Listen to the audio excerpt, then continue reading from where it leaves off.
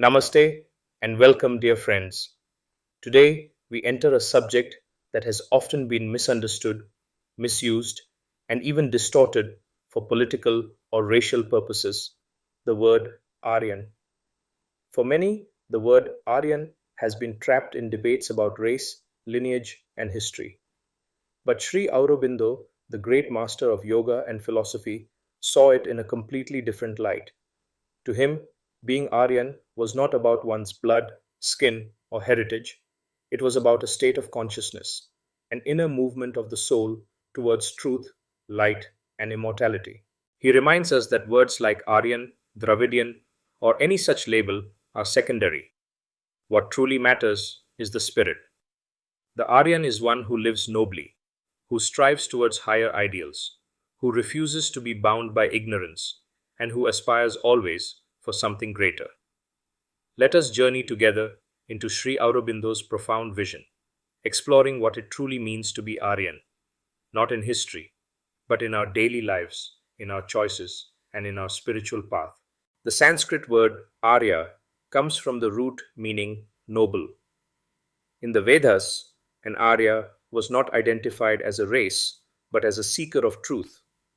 The hymns describe the Arya as one who wages an inner battle against darkness, against falsehood, and against weakness. Sri Aurobindo studied the Vedas deeply and explained that the Aryan spirit was not about conquest of others, but conquest of the self. The Aryan was the warrior of the inner world, who sought victory not by enslaving others, but by liberating the soul. He wrote that the Aryan ideal is about truth seeking, tapasya, discipline, courage, sacrifice, and illumination. It is a call to rise above the ordinary, to awaken to the immortal. Thus, Aryan is not about where you are born, but how you live, how you think, and what you aspire to. Sri Aurobindo often compared the Aryan to the hero of the Geta, the Kshatriya of the soul. A true Kshatriya of the soul is not merely a fighter in the battlefield, but a warrior of the spirit. In the Mahabharata, Arjuna hesitates to fight, but Krishna tells him to rise above his doubts, to act in alignment with Dharma. This is Aryanhood, facing life with courage, clarity, and dedication to truth. The Aryan does not flee from difficulties. He meets challenges as opportunities for growth. He is not broken by suffering, but transforms suffering into wisdom. In your own life, think about those moments where you felt like giving up, but something within urged you forward. That inner strength, that flame of perseverance, is the Aryan spirit shining in you. Aryan qualities in daily life. So, what does it mean to be Aryan in our daily lives? Sri Aurobindo points to qualities like Satyam, truthfulness, speaking and living with honesty without compromise, Tapasya, discipline, the capacity to train the mind and senses not to be slaves of desire, Shakti, strength, an inner resilience that does not collapse in adversity, Shraddha, faith, a luminous trust in the divine working, even when the path is unclear. Aryanhood is not about perfection, but about the aspiration to grow, to purify, and to rise.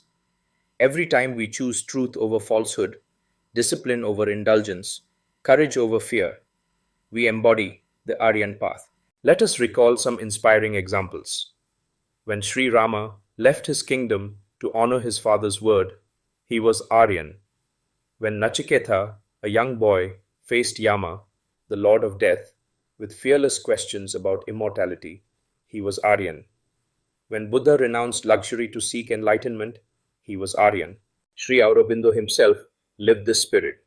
He gave up a comfortable life in England and embraced the struggle for India's freedom, not out of anger, but out of a deep sense of Dharma. Later, he turned entirely inward, dedicating his life to the evolution of human consciousness. That was the highest Aryan sacrifice. The modern relevance of Aryan. Why should we care about Aryan today? Because the struggles of the inner life are still here. The forces of ignorance, greed, and fear still surround us. Being Aryan today means to stand firm in truth when falsehood is easy. It means to live with strength in a world that encourages weakness. It means to strive for inner mastery in an age of distractions. Sri Aurobindo's message is clear. Anyone, from any culture or background, can embody the Aryan spirit if they choose to live nobly, truthfully, and courageously. Awakening the Aryan within. Friends, being Aryan is not about belonging to the past, it is about belonging to the future. It is not about heritage, it is about aspiration. Sri Aurobindo calls us to awaken the Aryan within, the seeker of light within the darkness, the warrior of truth amidst falsehood, the noble soul who refuses to live in ignorance and strives always for the higher life. As you listen to these words, reflect. How can I embody this Aryan spirit today? In my actions, in my thoughts, in my choices. For when you live as Arya, every step becomes a step towards the divine. Om Shanti.